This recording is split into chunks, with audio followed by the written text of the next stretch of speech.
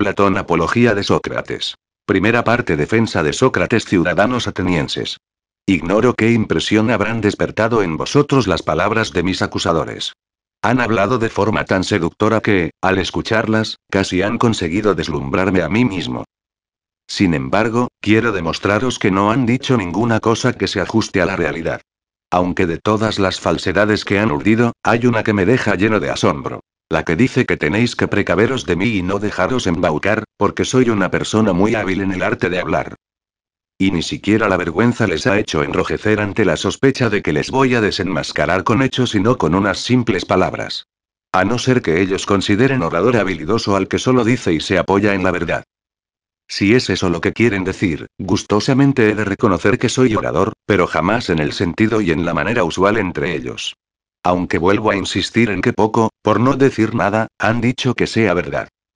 Y, por Zeus, que no les seguiré el juego compitiendo con frases redondeadas ni con bellos discursos bien estructurados, como es propio de los de su calaña, sino que voy a limitarme a decir llanamente lo primero que se me ocurra, sin rebuscar mis palabras, como si de una improvisación se tratara, porque estoy tan seguro de la verdad de lo que digo, que tengo bastante con decir lo justo, de la manera que sea. Por eso, que nadie de los aquí presentes espere de mí, hoy, otra cosa. Porque, además, a la edad que tengo sería ridículo que pretendiera presentarme ante vosotros con rebuscados parlamentos, propios más bien de los jovenzuelos con ilusas aspiraciones de medrar. Tras este preámbulo, debo haceros, y muy en serio, una petición. Y es la de que no me exijáis que use en mi defensa un tono y estilo diferente del que uso en el ágora, curioseando las mesas de los cambistas o en cualquier sitio donde muchos de vosotros me habéis oído. Si estáis advertidos, después no alborotéis por ello. Pues esta es mi situación. Hoy es la primera vez que en mi larga vida comparezco ante un tribunal de tanta categoría como este. Así que, y lo digo sin rodeos, soy un extraño a los usos de hablar que aquí se estilan. Y si en realidad fuera uno de los tantos extranjeros que residen en Atenas, me consentiríais, e incluso excusaríais el que hablara con la expresión y acento propios de donde me hubiera criado. Por eso, debo rogaros, aunque creo tener el derecho a exigirlo, que no os fijéis ni os importen mis maneras de hablar y de expresarme, que no dudo de que las habrá mejores y peores, y que, por el contrario, pongáis atención exclusivamente en si digo cosas justas o no. Pues, en esto, en el juzgar, consiste la misión del juez, y en el decir la verdad, la del orador. Así, pues, lo correcto será que pase a defenderme. En primer lugar, de las primeras acusaciones propaladas contra mí por mis antiguos acusadores. Después pasaré a contestar las más recientes. Primeras acusaciones contra Sócrates. Todos sabéis que, tiempo ha, surgieron detractores míos que nunca dijeron nada cierto, y es a estos a los que más temo, incluso más que al propio Anitos y a los de su comparsa, aunque también esos sean de cuidado.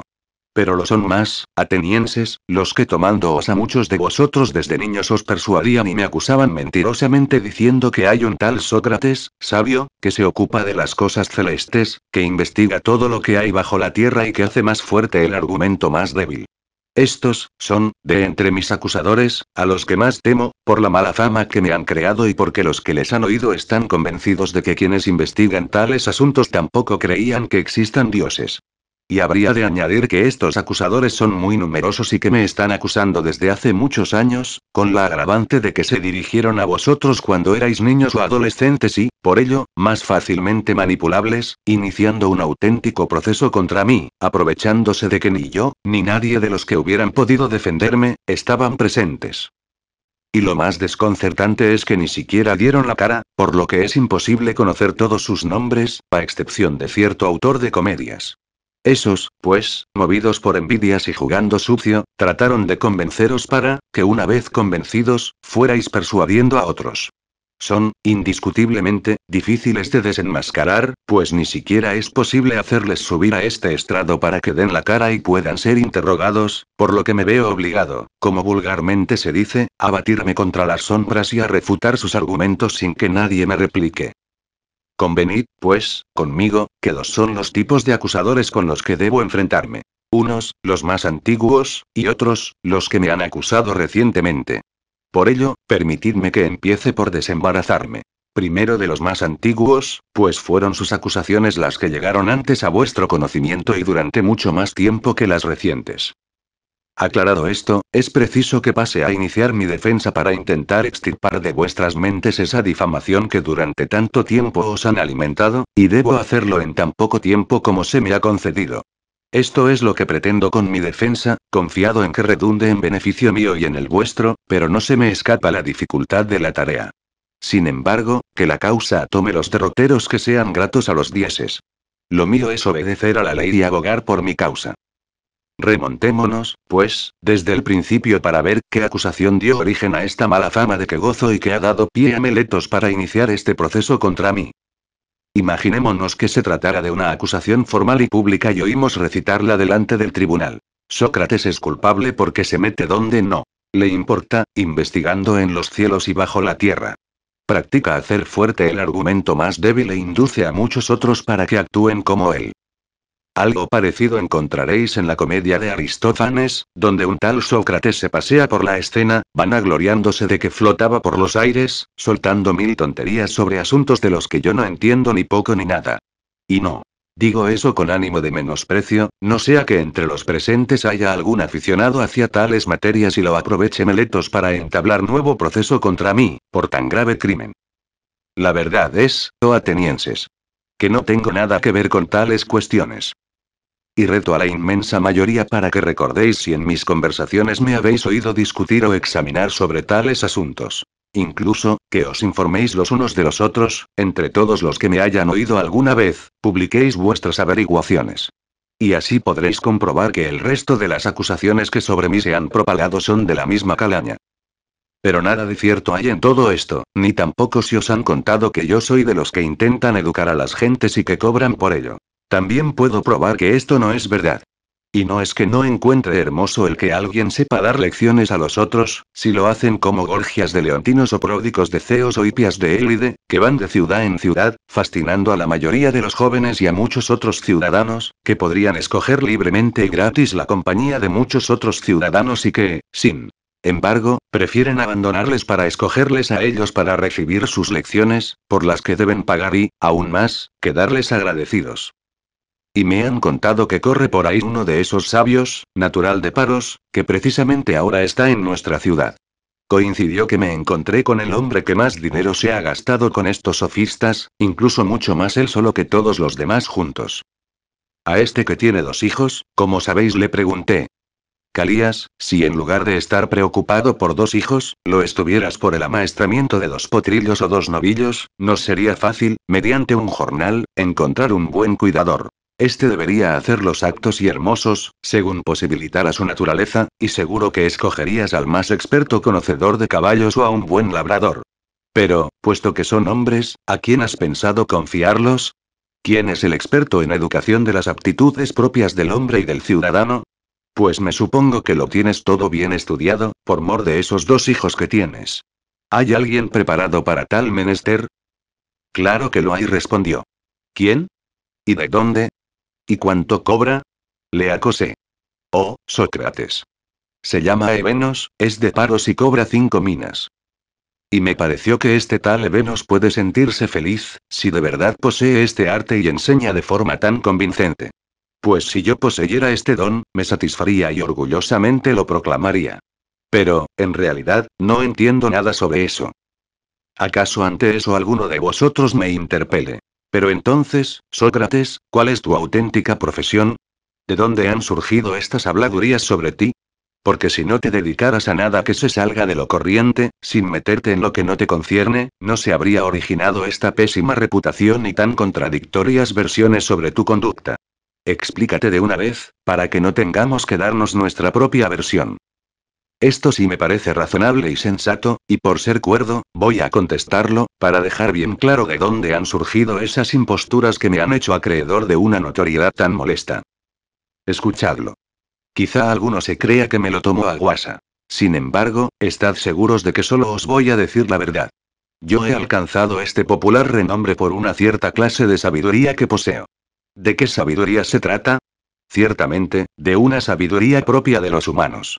Y en ella es posible que yo sea sabio, mientras que, por el contrario, aquellos a los que acabo de aludir quizá también sean sabios, pero en relación a una sabiduría que quizá sea extrahumana, o no sé con qué nombre calificarla. Hablo así porque yo, desde luego, esa no la poseo ni sé nada de ella, y el que propale lo contrario o miente o lo dice para denigrarme. Atenienses, no arméis barullo porque parezca que me estoy dando autobombo.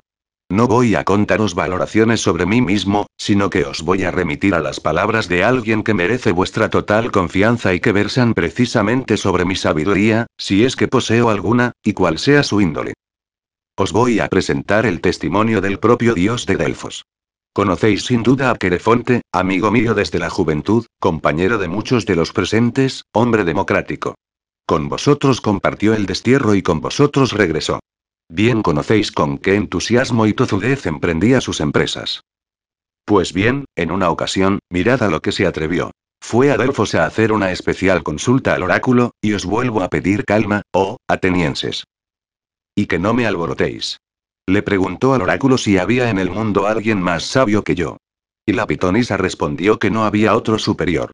Toda esta historia la puede avalar el hermano de Querefonte, aquí presente, pues sabéis que él ya murió. Veamos con qué propósito os traigo a relación estos hechos. Mostraros de dónde arrancan las calumnias que han caído sobre mí. Cuando fui conocedor de esta opinión del oráculo sobre mí, empecé a reflexionar. ¿Qué quiere decir realmente el dios? ¿Qué significa este enigma? Porque yo sé muy bien que sabio no soy. ¿A qué viene, pues, el proclamar que lo soy? Y que él no miente, no solo es cierto, sino que incluso ni las leyes del cielo se lo permitirían. Durante mucho tiempo me preocupé por saber cuáles eran sus intenciones y qué quería decir en verdad. Más tarde y con mucho desagrado me dediqué a descifrarlo de la siguiente manera. Anduve mucho tiempo pensativo y al fin entré en casa de uno de nuestros conciudadanos que todos tenemos por sabio, convencido de que este era el mejor lugar para dejar esclarecido el vaticinio, pues pensé. Este es más sabio que yo y tú decías que yo lo era más que todos. No me exijáis que diga su nombre. Baste con decir que se trataba de un renombrado político. Y al examinarlo, ved ahí lo que experimenté. Tuve la primera impresión de que parecía mucho más sabio que otros y que, sobre todo, él se lo tenía creído, pero que en realidad no lo era. Intenté hacerle ver que no poseía la sabiduría que él presumía tener. Con ello, no solo me gané su inquina, sino también la de sus amigos. Y partí, diciéndome para mis cabales. Ninguno de los dos sabemos nada, pero yo soy el más sabio, porque yo, por lo menos, lo reconozco. Así que pienso que en este pequeño punto, justamente, sí que soy mucho más sabio que él. Que lo que no sé, tampoco presumo de saberlo. Y de allí pasé a saludar a otro de los que gozaban aún de mayor fama que el anterior y llegué a la misma conclusión. Y también me malquisté con él y con sus conocidos. Pero no desistí. Fui entrevistando uno tras otro, consciente de que solo me acarrearía nuevas enemistades, pero me sentía obligado a llegar hasta el fondo para no dejar sin esclarecer el mensaje del dios. Debía llamar a todas las puertas de los que se llamaban sabios con tal de descifrar las incógnitas del oráculo. Y voto al perro. Y juro porque estoy empezando a sacar a la luz la verdad que esta fue la única conclusión. Los que eran reputados o se consideraban a sí mismos como los más sabios, fue a los encontré más carentes de sabiduría, mientras que otros que pasaban por inferiores, los superaban. Permitid que os relate cómo fue aquella mi peregrinación, que, cual emulación de los trabajos de Hércules, llevé a cabo para asegurarme de que el oráculo era irrefutable. Tras los políticos, acosé a los poetas. Me entrevisté con todos. Con los que escriben poemas, con los que componen ditirambos o practican cualquier género literario, con la persuasión de que aquí sí me encontraría totalmente superado por ser yo muchísimo más ignorante que uno cualquiera de ellos. Así, pues, escogiendo las que me parecieron sus mejores obras, les iba preguntando qué querían decir. Intentaba descifrar el oráculo y, al mismo tiempo, ir aprendiendo algo de ellos. Pues sí, ciudadanos, me da vergüenza deciros la verdad, pero hay que decirla. Cualquiera de los allí presentes se hubiera explicado mucho mejor sobre ellos que sus mismos autores. Pues pronto descubrí que la obra de los poetas no es fruto de la sabiduría, sino de ciertas dotes naturales, y que escriben bajo inspiración, como les pasa a los profetas y adivinos, que pronuncian frases inteligentes y bellas, pero nada es fruto de su inteligencia y muchas veces lanzan mensajes sin darse cuenta de lo que están diciendo. Algo parecido opino que ocurre en el espíritu de los poetas. Sin embargo, me percaté de que los poetas, a causa de este don de las musas, se creen los más sabios de los hombres y no solo en estas cosas, sino en todas las demás, pero que, en realidad, no lo eran. Y me alejé de allí, convencido de que también estaba por encima de ellos, lo mismo que ya antes había superado a los políticos. Para terminar, me fui en busca de los artesanos, plenamente convencido de que yo no sabía nada y que en estos encontraría muchos y útiles conocimientos. Y ciertamente que no me equivoqué. Ellos entendían en cosas que yo desconocía, por tanto, en este aspecto, eran mucho más expertos que yo, sin duda. Pero pronto descubrí que los artesanos adolecían del mismo defecto que los poetas. Por el hecho de que dominaban bien una técnica y realizaban bien un oficio, cada uno de ellos se creía entendido no solo en esto, sino en el resto de las profesiones, aunque se tratara de cosas muy complicadas. Y esta petulancia, en mi opinión, echaba a perder todo lo que sabían. Estaba hecho un lío, porque intentando interpretar el oráculo, me preguntaba a mí mismo si debía juzgarme tal como me veía ni sabio de su sabiduría, ni ignorante de su ignorancia o tener las dos cosas que ellos poseían. Y me respondí a mí mismo y al oráculo, que me salía mucho más a cuenta permanecer tal cual soy. En fin, oh atenienses, como resultado de esta encuesta, por un lado, me he granjeado muchos enemigos y odios profundos y enconados como los haya, que han sido causa de esta aureola de sabio con que me han adornado y que han encendido tantas calumnias.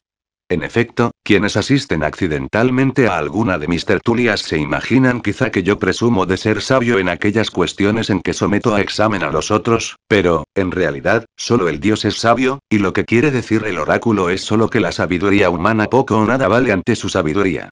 Y si me ha puesto a mí como modelo es porque se ha servido de mi nombre como para poner un ejemplo, como si dijera, entre vosotros es el más sabio, oh hombres.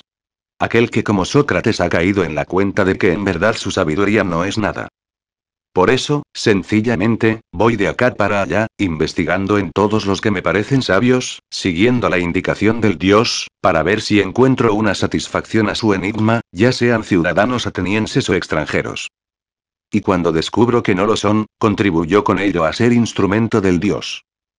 Ocupado en tal menester, da la impresión de que me he dedicado a vagar y que he dilapidado mi tiempo, descuidando los asuntos de la ciudad, e incluso los de mi familia, viviendo en la más absoluta pobreza por preferir ocuparme del Dios. Por otra parte, ha surgido un grupo de jóvenes que me siguen espontáneamente, porque disponen de más tiempo libre, por proceder de familias acomodadas, disfrutando al ver cómo someto a interrogatorios a mis interlocutores, y que en más de una ocasión se han puesto ellos mismos a imitarme examinando a las gentes. Y es cierto que han encontrado a un buen grupo de personas que se pavonean de saber mucho pero que, en realidad, poco o nada saben. Y en consecuencia, los ciudadanos examinados y desembaucados por estos se encorajinan contra mí y no contra sí mismos, que sería lo más lógico, y de aquí nace el rumor de que corre por ahí un cierto personaje llamado Sócrates, de lo más siniestro y malvado, corruptor de la juventud de nuestra ciudad. Cuando alguien les pregunta qué enseño en realidad, no saben qué responder, pero para no hacer el ridículo echan mano de los tópicos sobre los nuevos filósofos que investigan lo que hay sobre el cielo y bajo la tierra, que no creen en los dioses y que saben hostigar para hacer más fuerte los argumentos más débiles. Todo ello, antes que decir la verdad, que es una y muy clara. Que tienen un barniz de saber, pero que en realidad no saben nada de nada. Y como, en mi opinión, son gente susceptible y quisquillosa, amén de numerosa, que cuando hablan de mí se apasionan y acaloran, os tienen los oídos llenos de calumnias graves durante largo tiempo alimentadas. De entre estos es de donde han surgido Meletos y sus cómplices, Anitos y Licón. Meletos, en representación de los resentidos poetas. Anitos, en defensa de los artesanos y políticos, y Licón, en pro de los oradores. Así, pues, me maravillaría como ya dije antes de que en el poco tiempo que se me otorga para mi defensa fuera capaz de desvanecer calumnias tan bien arraigadas. Esta es, oh atenienses, la pura verdad de lo sucedido, y os he hablado sin ocultar ni disimular nada, sea importante o no. Sin embargo, estoy seguro que con ello me estoy granjeando nuevas enemistades. La calumnia me persigue y estas son sus causas. Y si ahora, o en otra ocasión, queréis indagarlo, los hechos os confirmarán que es así. Por lo que hace referencia a las acusaciones aducidas por mis primeros detractores, con lo dicho basta para mi defensa ante vosotros. Segunda parte. Nuevas acusaciones ahora, pues, toca defenderme de Meletos, el honrado y entusiasta patriota Meletos, según él mismo se confiesa, y con él, del resto de mis recientes acusadores. Veamos cuál es la acusación jurada de estos y ya es la segunda vez que nos la encontramos y démosle un texto, como a la primera. El acta diría así. Sócrates es culpable de corromper a la juventud, de no reconocer a los dioses de la ciudad y, por el contrario, sostiene extrañas creencias y nuevas divinidades. La acusación es esta. Pasemos, pues, a examinar cada uno de los cargos. Se me acusa, primeramente, de que corrompo la juventud. Yo afirmo, por el contrario, que el que delinque es el propio Meletos, al actuar tan a la ligera en asuntos tan graves como es convertir en reos a ciudadanos honrados. Abriendo un proceso socapa de hombre de pro y simulando estar preocupado por problemas que jamás le han preocupado. Y que esto sea así, voy a intentar hacéroslo ver. Acércate, Meletos, y respóndeme. ¿No es verdad que es de suma importancia para ti el que los jóvenes lleguen a ser lo mejor posible? Ciertamente. Ea, pues, y de una vez. Explica a los jueces, aquí presentes, quién es el que los hace mejores. Porque es evidente que tú lo sabes, ya que dices tratarse de un asunto que te preocupa. Y, además, presumes de haber descubierto al hombre que los ha corrompido, que, según dices, soy yo, haciéndome comparecer ante un tribunal para acusarme. Vamos, pues, diles de una vez quién es el que los hace mejores. Veo, Meletos, que sigues callado y no sabes qué decir. ¿No es esto vergonzoso y una prueba suficiente de que a ti jamás te han inquietado estos problemas? Pero vamos, hombre, dinos de una vez quién los hace mejores o peores. Las leyes. Pero, si no es eso lo que te pregunto, amigo mío, sino cuál es el hombre, sea quien sea, pues se da por supuesto que las leyes ya se conocen. Así, Sócrates, ya lo tengo. Esos son los jueces. ¿He oído bien, Meletos? ¿Qué quieres decir? ¿Que estos hombres son capaces de educar a los jóvenes y hacerlos mejores? Ni más ni menos. ¿Y cómo? ¿Todos? ¿O unos sí y otros no? Todos, sin excepción. Por era. ¿Qué te expresas de maravilla? Qué grande es el número de los benefactores, que según tú sirven para este menester. ¿Y el público aquí asistente, también hace mejores o peores a nuestros jóvenes? También. ¿Y los miembros del consejo? Esos también. Veamos, aclárame una cosa. ¿Serán entonces, Meletos, los que se reúnen en asamblea, los asambleístas, los que corrompen a los jóvenes? ¿O también ellos, en su totalidad, los hacen mejores? Es evidente que sí. Parece, pues, evidente que todos los atenienses contribuyen a hacer mejores a nuestros jóvenes. Bueno. Todos, menos uno, que soy yo, el único que corrompe a nuestra juventud. ¿Es eso lo que quieres decir? Sin lugar a dudas. Grave es mi desdicha, si esa es la verdad. ¿Crees que sería lo mismo si se tratara de domar caballos y que todo el mundo, menos uno, fuera capaz de domesticarlos y que uno solo fuera capaz de echarlos a perder? O, más bien, ¿no es todo lo contrario? Que uno solo es capaz de mejorarlos, o muy pocos, y que la mayoría, en cuanto los montan, pronto los envician. ¿No funciona así, Meletos, en los caballos y en el resto de los animales? Sin ninguna duda, estéis o no estéis de acuerdo, Anitos y tú. Qué buena suerte la de los jóvenes si solo uno pudiera corromperlos y el resto ayudarles a ser mejores. Pero la realidad es muy otra. Y se ve demasiado que jamás te han preocupado tales cuestiones y que son otras las que han motivado que me hicieras comparecer ante este tribunal. Pero, por Zeus. Dinos todavía.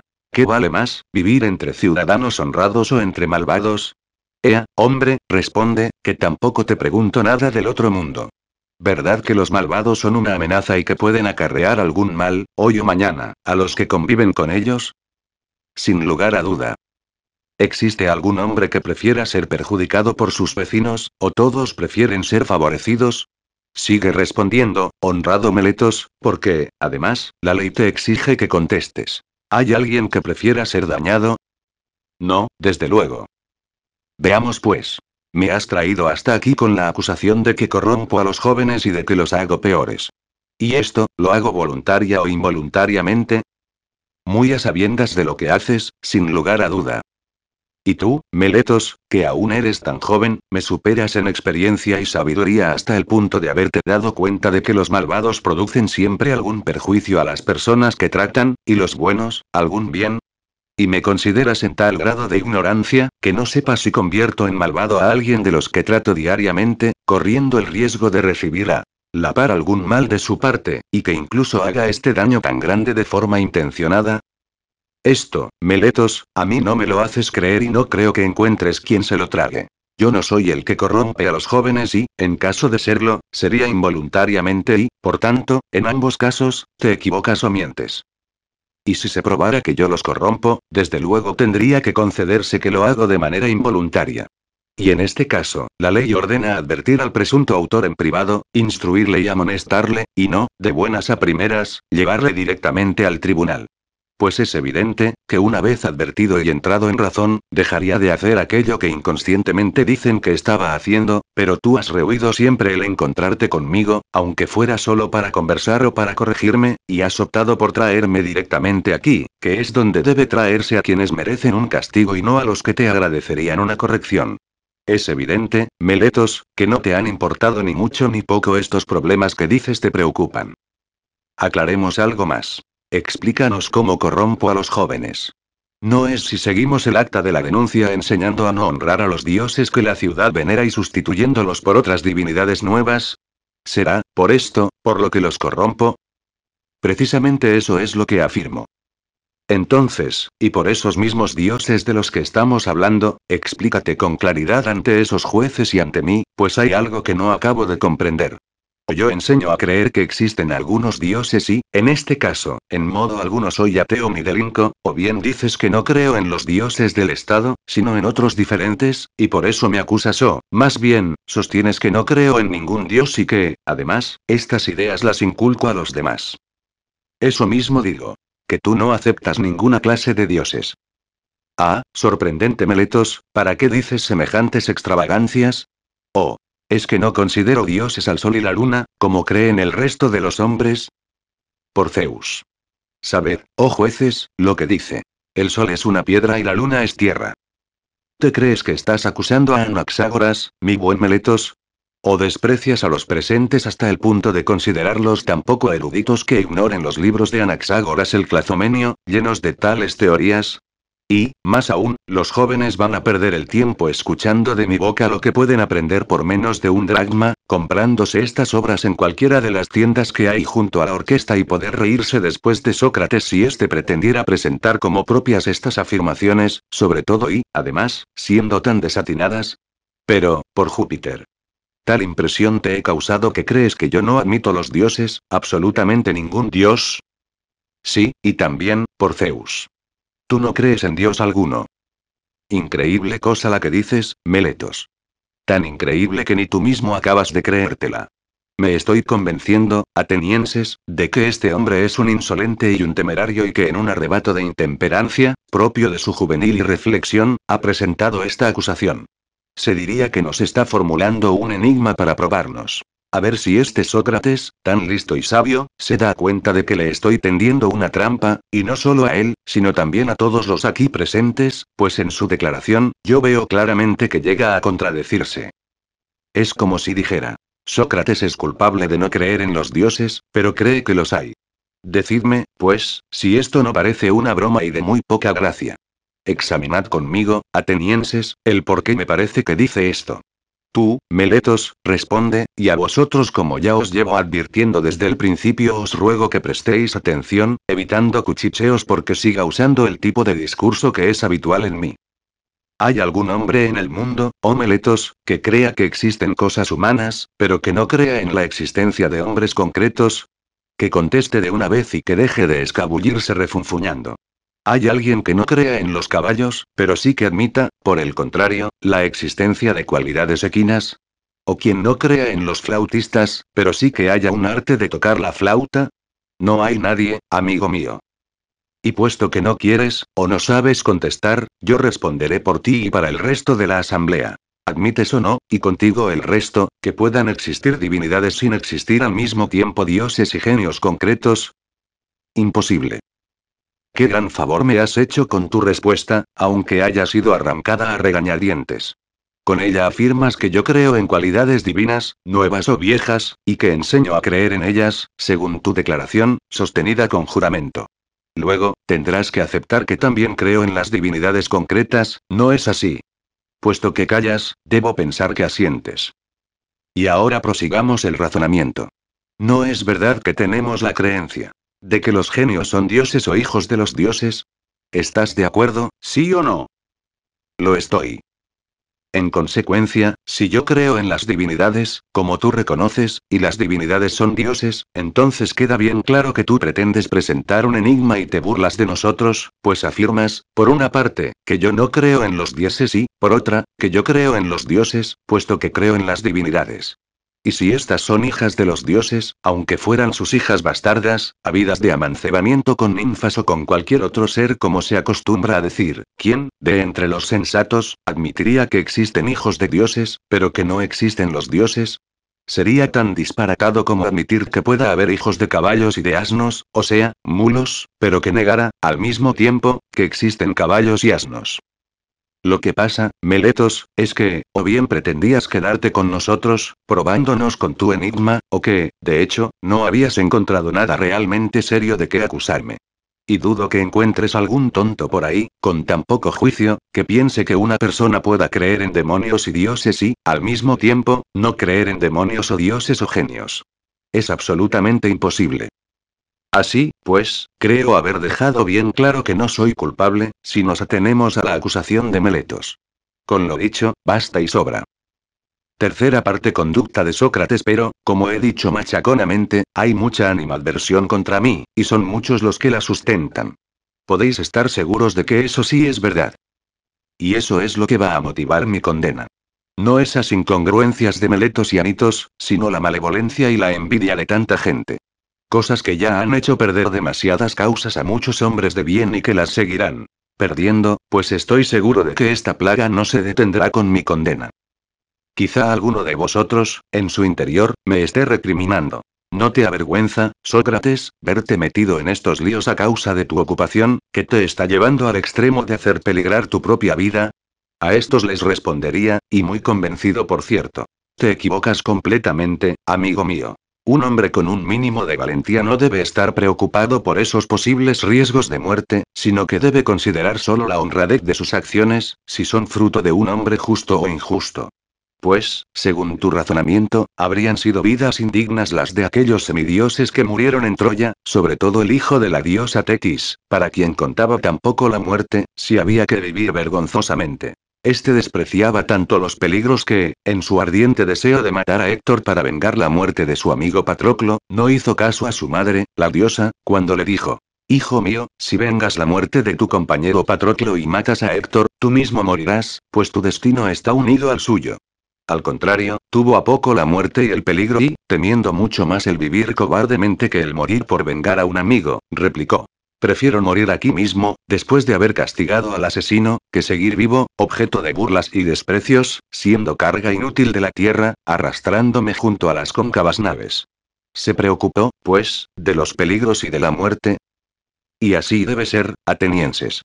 Quien ocupa un lugar de responsabilidad, por creerse que es mejor, o bien porque allá le han colocado los que tienen autoridad, debe mantenerse firme, resistiendo los peligros, sin tener en cuenta para nada la muerte ni otro tipo de preocupaciones, excepto su propia honra.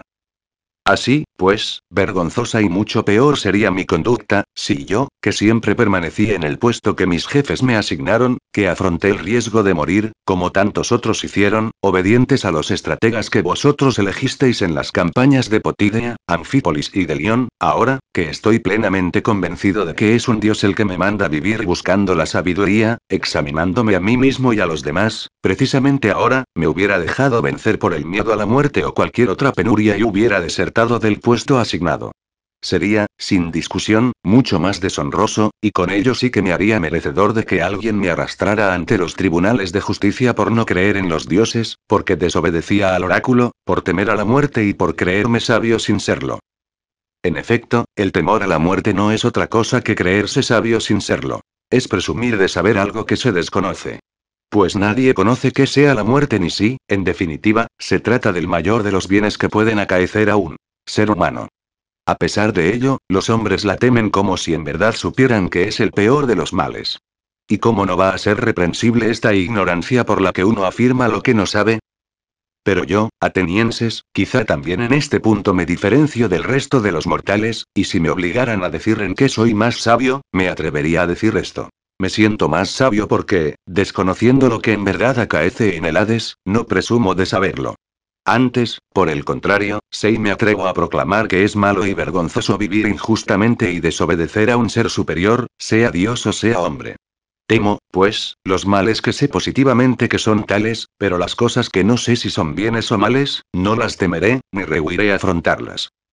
Así que, aunque me absolvierais, desestimando las acusaciones de Anitos, que ha exigido mi comparecencia ante este tribunal y ha pedido mi condena a muerte, diciéndoos que, si salía absuelto, vuestros hijos correrían el peligro de practicar mis enseñanzas y todos caerían en la corrupción. Si a mí, después de todo esto, me dijerais: Sócrates, nosotros no queremos hacer caso a Anitos y te absolvemos, pero con la condición de que no molestes a los ciudadanos y abandones tu filosofar. Si en otra ocasión te encontramos ocupado en tales menesteres, entonces te condenaremos a morir. Si vosotros me absolvierais con esta condición, os replicaría: Agradezco vuestro interés y os aprecio, atenienses, pero prefiero obedecer antes al Dios que a vosotros, y mientras tenga aliento y las fuerzas no me fallen, tened presente que no dejaré de inquietaros con mis interrogatorios y de discutir sobre todo lo que me interese, con cualquiera que me encuentre, a la usanza que ya os tengo acostumbrados. Y aún añadiría: Oh tú, hombre de Atenas y buen amigo, ciudadano de la polis más grande y renombrada por su intelectualidad y su poderío, ¿no te avergüenzas de estar obsesionado por aumentar al máximo tus riquezas y, con ello, tu fama y honores, y de descuidar la sabiduría y la grandeza de tu espíritu, sin preocuparte de engrandecerlas? Y si alguno de vosotros me lo discute y presume de preocuparse por tales cosas, no le dejaré marchar, ni yo me alejaré de su lado, sino que le someteré a mis preguntas y le examinaré, y si me parece que no está en posesión de la virtud, aunque afirme lo contrario, le haré reproches porque valora en poco o en nada lo que más estima merece, y a ello prefiere las cosas más viles y despreciables. Este será mi modo de obrar con todo aquel que se me cruce por nuestras calles, sea joven o viejo, forastero o ateniense, pero preferentemente con mis paisanos, por cuanto tenemos una sangre común. Sabed que esto es lo que me manda el Dios. Enteraos bien. Estoy convencido de que no ha acaecido nada mejor a esta polis que mi labor al servicio del Dios. En efecto, yo no tengo otra misión ni oficio que el de deambular por las calles para persuadir a jóvenes y ancianos de que no hay que inquietarse por el cuerpo ni por las riquezas, sino, como ya os dije hace poco, por conseguir que nuestro espíritu sea el mejor posible, insistiendo en que la virtud no viene de las riquezas, sino al revés, que las riquezas y el resto de bienes y la categoría de una persona vienen de la virtud, que es la fuente de bienestar para uno mismo y para el bien público. Y si por decir esto corrompo a los jóvenes, mi actividad debería ser condenada por perjudicial. Pero si alguien dice que yo enseño otras cosas, se engaña y pretende engañaros. Resumiendo, pues, oh atenienses, creáis a Anitos o no le creáis, me absolváis o me declaréis culpable, yo no puedo actuar de otra manera, aunque 1000 veces me condenarais a morir. No os pongáis nerviosos, atenienses, y dejad de alborotar, por favor, como os he repetido tantas veces, para que podáis escucharme, pues sigo convencido de que os beneficiaréis si no me interrumpís. Tengo que añadir aún algo que quizá os provoque tanto que tengáis que manifestaros gritando, pero evitadlo si podéis. Si me matáis por ser lo que soy, no es a mí a quien castigáis ni infringís el más mínimo daño, sino a vosotros mismos. Pues a mí, ni Meletos ni Anitos pueden ocasionarme ningún mal, aunque se lo propusieran. ¿Cómo pueden hacerlo, si estoy plenamente convencido de que un hombre malvado jamás puede perjudicar a un hombre justo? No niego que puedan lograr mi condena a muerte, el destierro, o la pérdida de derechos ciudadanos. Penas que para muchos de ellos puedan tratarse de grandes males, pero yo pienso que no lo son en modo alguno. Más bien creo que es mucho peor hacer lo que él hace ahora. Intentar condenar a un hombre inocente. Por eso estoy muy lejos de lo que alguno quizás se haya creído. De que estoy intentando hacer mi propia defensa. Muy al contrario, lo que hago es defenderos a vosotros para que, al condenarme, no cometáis un error desafiando el don del Dios. Porque, si me matáis, difícilmente encontraréis otro hombre como yo, a quien el Dios ha puesto sobre la ciudad, aunque el símil parezca ridículo, como el tábano que se posa sobre el caballo, remolón, pero noble y fuerte, que necesita un aguijón para arrearle. Así, creo que he sido colocado sobre esta ciudad por orden del Dios para teneros alerta y corregiros, sin dejar de estimular a nadie, deambulando todo el día por calles y plazas. Un hombre como yo no lo volveréis a encontrar, atenienses, por lo que, si me hicierais caso, me conservaríais. Sí, enojados y como sobresaltados por el aguijón de un molesto tábano, dóciles a las insinuaciones de Anitos me matáis impulsivamente de una fuerte palmada, pasaréis el resto de vuestra vida tranquilos sin que nadie perturbe vuestros sueños, a no ser que el Dios, preocupado por vosotros, os mande a otro como yo. Os podéis convencer de que yo soy un don del Dios para esta ciudad por lo siguiente. No parece muy humano el que haya vivido descuidado de todos mis asuntos e intereses y que durante tantos años haya tenido abandonados mis bienes y, en cambio, haya estado siempre ocupándome de lo vuestro, interesándome para que cada uno se ocupe del bien y de la virtud, como si yo fuese su padre o hermano mayor. Y si de estas actividades sacara alguna ganancia o hiciera estas exhortaciones mediante paga, aún tendría algún sentido que justificaría lo que hago. Pero vosotros mismos podéis comprobar que a pesar de tantos reproches acumulados contra mí por esa caterva de acusadores, no han tenido el atrevimiento de insinuar que yo haya cobrado alguna vez remuneración alguna. Y de que estoy diciendo la verdad presento al mejor y al más fidedigno de los testigos. Mi pobreza y la de los míos. Quizá encontréis un contrasentido el que yo me haya pasado la vida exhortando a los ciudadanos en privado y que me haya metido en tantos líos, sin haberme atrevido a intervenir en la vida pública ni a participar en vuestras asambleas por el bien de la ciudad. La explicación está en lo que me habéis oído decir tantas veces y en tan diversos sitios. Se da en mí una voz, manifestación divina o de cierto genio, que me sobreviene muchas veces. Incluso se habla de ella en la acusación de Meletos, aunque sea en tono despectivo. Es una voz que me acompaña desde la infancia y se hace sentir para desaconsejarme algunas acciones, pero jamás para impulsarme a emprender otras. Esta es la causa que me ha impedido intervenir en la política, cosa que me ha desaconsejado, creo yo, muy razonablemente. Porque lo sabéis muy bien. Si me hubiera metido en política, hace tiempo ya que estaría muerto y, así, no habría sido útil, ni a vosotros, ni a mí mismo. Y no os irritéis contra mí porque os diga la verdad, una vez más. No hay nadie que pueda salvar su vida, si se opone con valentía a vosotros o a cualquier otra asamblea y se empeña en impedir las múltiples injusticias e irregularidades que se cometen en cualquier ciudad. En consecuencia, quien quiera luchar por la justicia debe tener muy presente, si quiere vivir muchos años, que se conforme con una vida retirada y que no se ocupe de los asuntos públicos. Y voy a daros pruebas contundentes de ello, no con palabras, sino con lo que tiene mayor fuerza ante cualquier auditorio, con los hechos.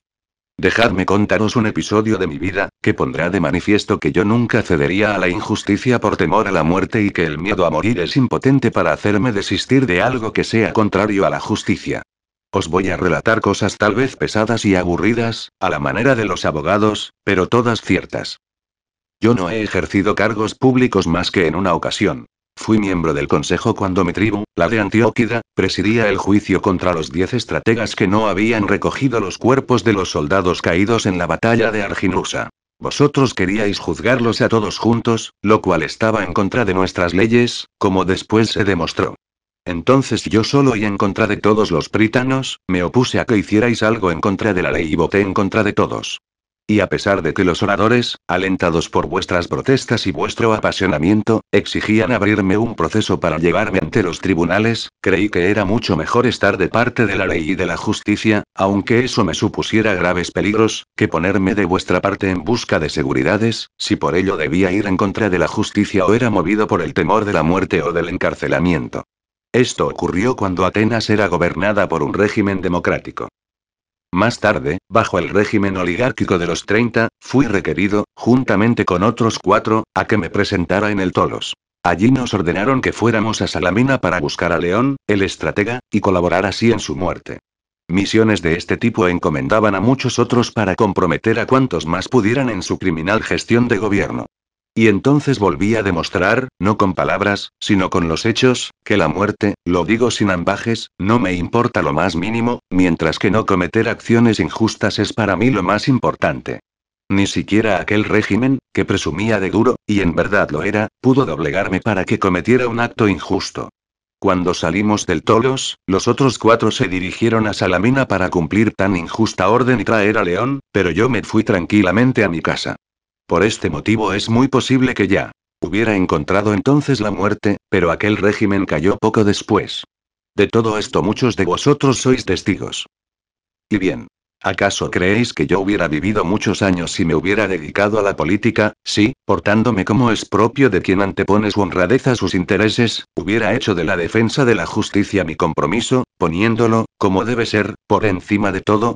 Ni mucho menos, atenienses, como tampoco ningún otro que lo intente a ta manera. Pero yo, durante toda mi vida, tanto en las cuestiones de interés público en que he intervenido como en las privadas, he sido siempre el mismo y jamás he actuado contra la justicia, ni les he permitido hacerlo a los que mis acusadores denominan mis discípulos, ni a los demás. Pero, aunque jamás he sido maestro de nadie, si alguien, joven o mayor, ha sentido deseos de oírme o observarme, nunca se lo he rehusado. No soy hombre que hable por dinero o que calle si me lo dan. Estoy a total disposición tanto del rico como del pobre, para que me pregunten cuanto deseen, y todos podéis contrastar lo que digo. Jamás me he negado a dialogar. Y si alguno, por todo ello, se convierte en un hombre mejor o peor, no se me adjudique a mí el mérito ni la culpa, ya que jamás prometí a nadie ningún tipo de enseñanza ni de hecho la impartí. Por ello, si alguien dice que ha aprendido algo porque ha recibido lecciones mías, sean particulares o públicas, podéis estar seguros que os está mintiendo. Pero me preguntaréis, ¿por qué a las personas les gusta conversar conmigo? Ya os los he dicho, atenienses, y esta es la única verdad. Les resulta intrigante ver cómo interrogo a los que presumen de sabios, pero que de hecho no lo son. Sostengo que ese es el mandato que he recibido del genio, en sueños, por medio de oráculos o por cualquiera de los medios normales de los que suele servirse un dios para asignar a un hombre una misión. Esa es la verdad y no es nada difícil probarla. Pues si yo hubiera dejado una estela de jóvenes corrompidos, y aún ahora los fuera corrompiendo, es natural que alguno, o todos, estarían aquí presentes para acusarme y exigir el castigo. Y si ellos no se atreviesen, sus padres o hermanos vendrían en su lugar, por considerar que se ha causado daño a alguien de su familia. Por el contrario, veo a muchos de ellos sentados entre vosotros. Primero a Critón, de mi misma edad y del mismo Demos, padre de Critóbulo, también. Aquí presente. Después a Lisanías, del distrito de Esfeto, padre de Esquines, que está aquí también. Ved a Antifonte, del distrito de Cefisia, padre de Epígenes, y a esos otros cuyos hermanos han estado presentes en las conversaciones aludidas. Nicóstrato, hijo de Teofótides, y hermano de Teódoto. Teódoto murió y, por tanto, no puede testimoniar. Paralio, hijo de Demódoco, cuyo hermano era Teages. Adimanto, hijo de Aristón, hermano de Platón, ahí presente, y Ayantodoro, hermano de Apolodoro, ahí presente. Y podría citaros a muchos más, que incluso el propio Meletos hubiera podido presentar como testigos de su pleito, y si no lo hizo por descuido o por olvido, que lo haga ahora, a ver si encuentra a alguien que corrobore alguno de sus puntos. Pero comprobaréis todo lo contrario, atenienses. Todos están dispuestos a declarar a favor del que ha sido su corruptor, el que ha destrozado sus familias, según Anitos y Meletos aseguran. Cabría la posibilidad de que los ya corrompidos tuvieran alguna secreta razón para auxiliarme y compartir mi responsabilidad, pero los no corrompidos y que tienen más edad que ellos, sus parientes, ¿qué motivos pueden tener para ayudarme, sino que Anitos y Meletos están mintiendo y que yo estoy en la verdad? Ya he dicho bastante, atenienses. Todo lo que pueda añadir en defensa propia no añadiría nada a lo ya expuesto. Podría añadir otras cosas pero, más o menos, serían del mismo estilo. Quizá alguno se indigne al recordar que en otros casos de menos monta el acusado rogó y suplicó a los jueces con lágrimas, haciendo comparecer ante el tribunal a sus hijos para despertar compasión, y si se terciaba, a sus parientes y familiares, mientras que yo, en cambio, no hago ninguna de estas cosas, a pesar de que estoy corriendo, como se ve, el mayor de los peligros. Puede ser que alguno, recordando esos casos, tome hacia mí una actitud de despecho e, irritado por mi forma de actuar, deposite su voto con cólera. Pues bien. Si en alguno de vosotros se da esta situación, no afirmo que se dé, solo analizo esta posibilidad, ya tengo preparada la respuesta. Amigo mío le diría, también yo tengo una familia y también puedo aplicarme aquello de Homero. No he nacido ni de una encina ni de las rocas, sino de hombres. Tengo familiares incluso, 3 hijos, 1 adolescente y 2 de corta edad. Y, sin embargo, a ninguno de ellos permitiré que suba a este estrado para suplicar vuestro voto absolutorio. ¿Por qué no quiero hacer nada de todo esto? No es por fanfarronería ni, mucho menos, por falta de consideración hacia vosotros. Que después afronte la muerte con firmeza o con flaqueza, esa es otra cuestión. Pero, por mi buen. nombre y por el vuestro, que es el de nuestra ciudad, a mi edad no me parece honrado echar mano de ninguno de estos recursos, y menos todavía frente a la opinión generalizada de que Sócrates se diferencia de la mayoría de los hombres.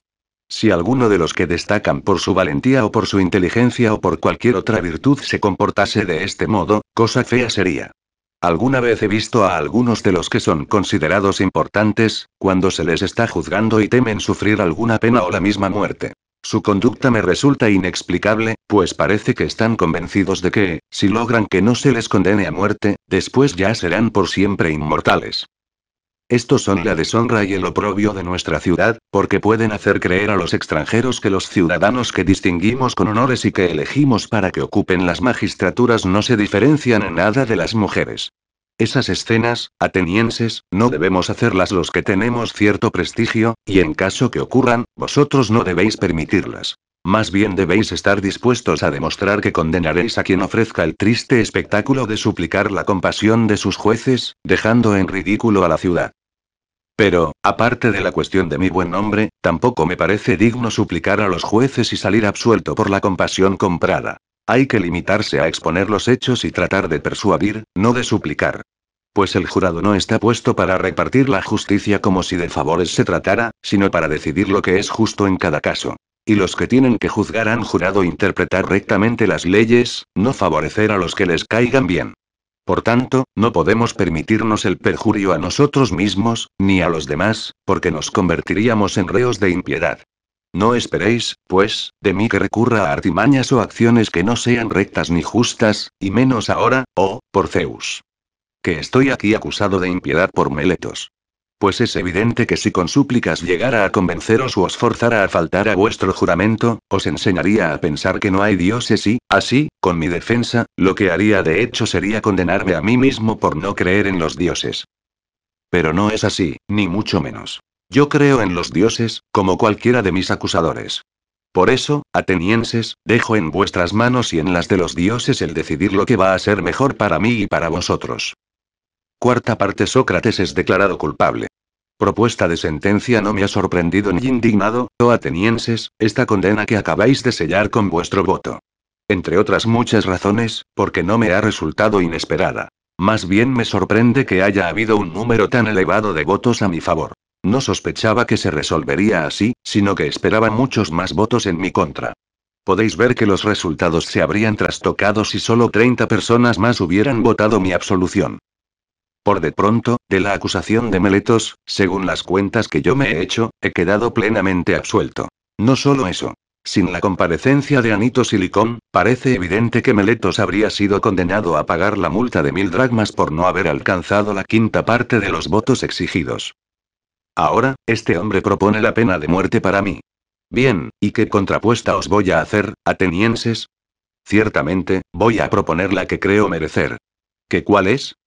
¿Qué pena o castigo tengo que sufrir por haberme empeñado tozudamente en no querer una vida tranquila y cómoda, por descuidar lo que preocupa a la mayoría de las personas, sus bienes, sus intereses personales, la dirección de los ejércitos, los discursos en la asamblea, el ejercicio de cargos públicos, por permanecer neutral ante coaliciones y revueltas, por considerar que soy demasiado honrado para poder salir ileso si intervengo en la política? Jamás me he ocupado de cosas que no pudieran reportar alguna utilidad a vosotros o a mí, y siempre he preferido hacer el máximo bien a cada uno, tratando de convencerle de que aplicara sus energías a buscar la sabiduría antes que sus propios intereses, y que se ocupara del Estado antes que de los intereses del Estado, y que así procediera en todos los asuntos. Ahora bien, ¿qué debo sufrir por todo esto? Ciertamente, algún bien, atenienses, si de verdad hay que ser ecuánimes y actuar con arreglo a los merecimientos. ¿Y qué bien puede ser más apropiado para un pobre benefactor que necesita todo el tiempo posible para dar consejos a sus conciudadanos? Sin duda solo hay una recompensa que haga justicia a esos merecimientos. Mantenerle a costa del Estado en el Pritáneo, y con mayores merecimientos que cualquiera de los ganadores de alguna carrera de caballos o de carros por parejas o de cuadrigas que se celebran en Olimpia. Pues mientras estos os hacen creer que os dan la felicidad, yo os hago felices de verdad y, por otro lado, ellos no necesitan vuestras pensiones y yo sí. En resumen, si de verdad debo proponer la condena que merezco según la justicia, esa es la que propongo. Ser mantenido a costa del Estado en el Pritáneo. Tal vez al oír esta proposición y ver el tono que uso, se repita en vosotros la misma impresión que cuando hablaba de recurrir a lágrimas y súplicas. Que os parezca arrogante mi comportamiento. Pero no es esta mi intención, atenienses. Esta es la única verdad. No tengo conciencia de haber hecho nunca voluntariamente mal a nadie, aunque no he podido convenceros a la mayoría de vosotros, porque no ha habido tiempo suficiente para ello. Pues creo que si entre vosotros fuera ley lo que es costumbre en otros pueblos, es decir, en cuestiones de pena capital no dictar sentencia en el mismo día del juicio, sino uno o varios días después, estoy persuadido de que os lograría convencer. Pero ahora no es fácil rechazar tan graves cargos en tan corto espacio de tiempo. Estando convencido, como estoy, de no haber hecho mal a nadie injustamente, es lógico que tampoco me lo haga a mí mismo hablando como si mereciera un castigo o me condenara a mí mismo. ¿Qué tengo que temer? Tal vez sufrir lo que Meletos propone contra mí, cosa que, repito, aún no sé si es un bien o un mal. Voy a decantarme hacia las cosas que sé que son malas y proponer contra mí algún castigo concreto. Tal vez la cárcel. ¿Y por qué tengo que encerrarme en una cárcel, a merced de los que vayan ocupando anualmente el cargo de los 11, que son los vigilantes? ¿O debo tal vez proponer una multa y prisión hasta que no haya pagado el último plazo? Estamos en lo mismo. Debería estar siempre en la cárcel, pues no tengo con qué pagar. ¿Me condenaré al exilio? Quizás sea esta la pena que a vosotros más os satisfaga. Pero debería estar muy apegado a la vida y muy ciego para no ver que si vosotros, mis paisanos, no habéis podido soportar mis interrogatorios ni mis tertulias, sino que os han resultado molestos hasta el extremo de querer libraros de ellos, ¿cómo voy a esperar que unos extraños los soporten con más generosidad? Es evidente que no lo soportarían, atenienses. Y, vaya espectáculo el mío. A mis años escapando de Atenas, vagando de ciudad en ciudad, convirtiéndome en un pobre desterrado. Bien sé que en cualquier parte vendrían los jóvenes a escucharme con agrado, igual que aquí. Pero si los rechazara, serían ellos los que rogarían a sus ancianos que me exiliaran de su ciudad, y si los acogiera, serían sus padres y familiares los que no pararían hasta hacerme la vida imposible y tendría que volver a huir. Oigo la voz de alguien que me recomienda. Pero Sócrates, ¿no serás capaz de vivir tranquilamente, en silencio, lejos de nosotros? Este es el sacrificio mayor que podéis pedirme, pues se trataría de desobedecer al Dios y yo jamás podría quedarme tranquilo si renunciara a mi misión.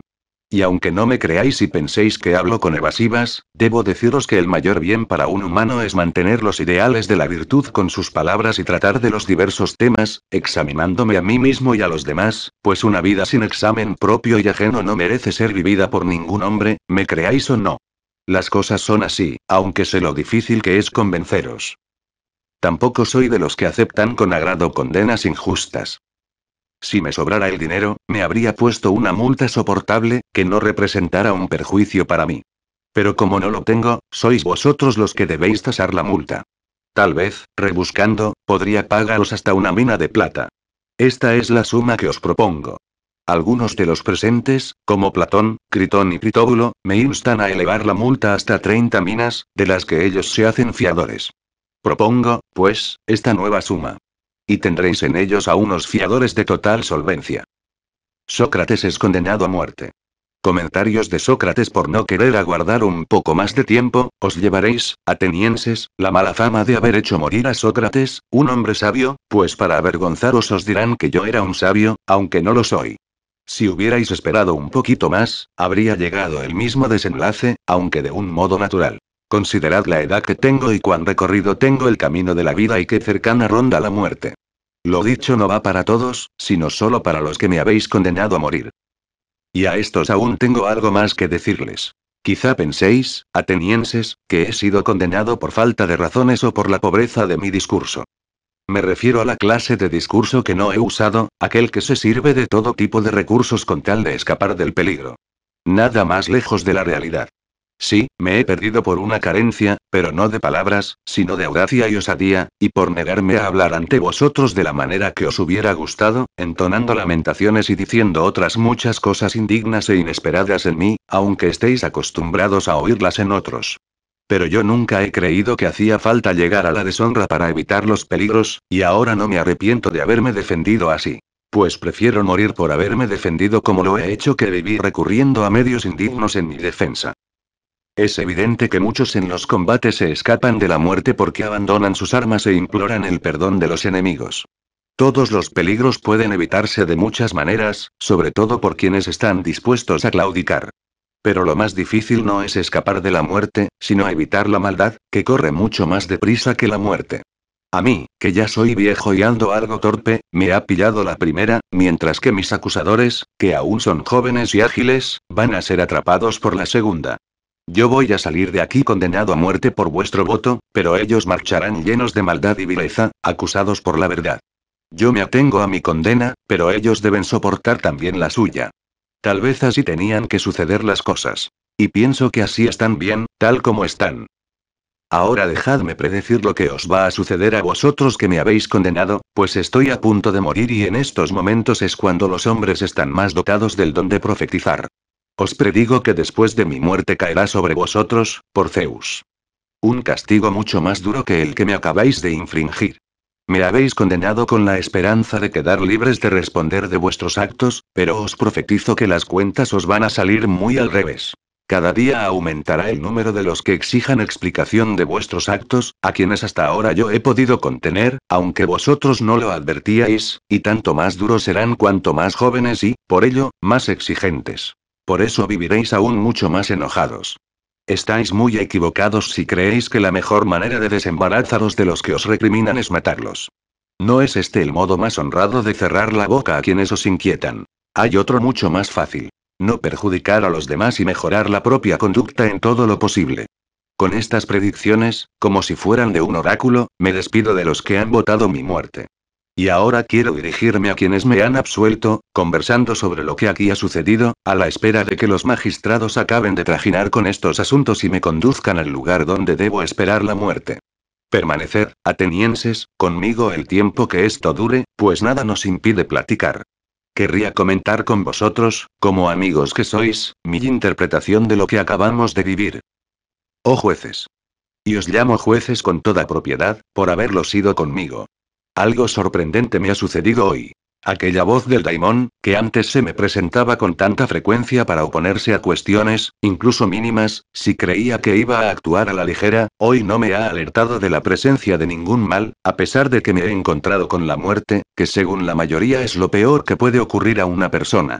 Ni al salir de casa esta mañana, ni cuando subía al tribunal, ni en ningún momento de mi apología me ha impedido seguir hablando, dijera lo que dijera, cuando en otras ocasiones llegó a quitarme la palabra en mitad del razonamiento, según lo que estuviera hablando.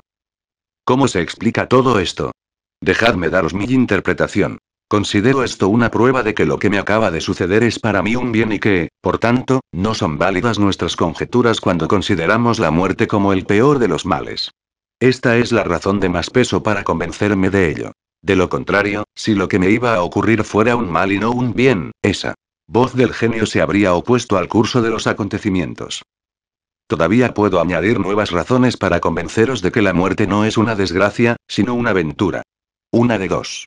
O bien la muerte nos deja reducidos a la nada, sin posibilidad de ningún tipo de sensación, o bien, de acuerdo con lo que algunos dicen, simplemente se trata de un cambio o mudanza del alma de este lugar hacia otro.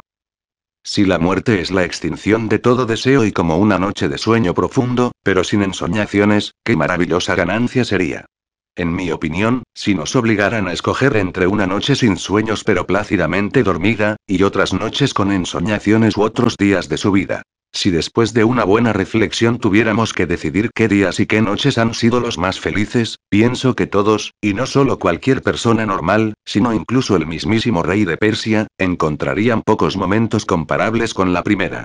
Si la muerte es algo parecido, sostengo que es la mayor de las ganancias, pues toda eternidad se nos aparece como una noche de esas. Por otro lado, si la muerte es una simple mudanza de lugar y si, además, es cierto lo que cuentan, que los muertos están todos reunidos, ¿sois capaces, oh jueces, de imaginar algún bien mayor? Pues, al llegar al reino del Hades, liberados de los que aquí se hacen llamar jueces, nos encontraremos con los auténticos jueces, que, según cuentan, siguen ejerciendo allí sus funciones. Minos, Radamanto y Triptólemo, y toda una larga lista de semidioses que fueron justos en su vida. ¿Y qué me decís de poder reunirnos con Orfeo, Museo, Hesíodo y Homero? ¿Qué no pagaría cualquiera por poder conversar con estos héroes? En lo que a mí se refiere, mil y mil veces prefiero estar muerto, si tales cosas son verdad. Qué maravilloso sería para mí encontrarme con Palámedes, con Ajax, hijo de Telamón, y con todos los héroes del pasado, víctimas también ellos de otros tantos procesos injustos. Aunque solo fuera para comparar sus experiencias con las mías, ya me daría por satisfecho.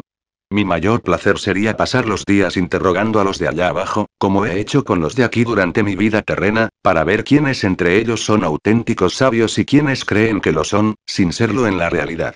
¿Qué precio no pagaríais, oh jueces, para poder examinar a quien condujo aquel numeroso ejército contra Troya, o a Ulises o Sísifo, o a tantos hombres y mujeres que ahora no puedo ni citar? Estar con ellos, gozar de su compañía e interrogarlos, ese sería el colmo de mi felicidad. En cualquier caso, creo que en el Hades no me llevarían a juicio ni me condenarían a muerte por ejercer mi oficio. Ellos son, allá, mucho más felices que los de aquí, entre otras muchas razones, por la de ser inmortales, si es verdad lo que se dice. Vosotros también, oh jueces míos, debéis tener buena esperanza ante la muerte y convenceros de una cosa. Que no hay mal posible para un hombre de bien, ni durante esta vida, ni después en el reinado de la muerte, y que los dioses jamás descuidan los asuntos de los hombres justos. Lo que me ha sucedido a mí no es fruto de la causalidad. Al contrario, veo claramente que morir y quedar libre de ajetreos era lo mejor para mí. Por esa razón en ningún momento me ha disuadido la voz del genio. También por esa razón yo no estoy enojado contra mis acusadores ni contra los que me han condenado, aunque ninguno de ellos quería hacerme un bien, sino un mal, lo que les echo en cara. Y ahora debo pediros un último favor. Cuando mis hijos se hagan mayores, atenienses, castigadles, como yo os he incorriado durante toda mi vida, si pensáis que se preocupan más de buscar riquezas o negocios que de la virtud. Y si presumen de ser algo, sin serlo de verdad, reprochádselo como yo os he reprochado, y exigidles que se cuiden de lo que deben y que no se den importancia, cuando en realidad nada valen.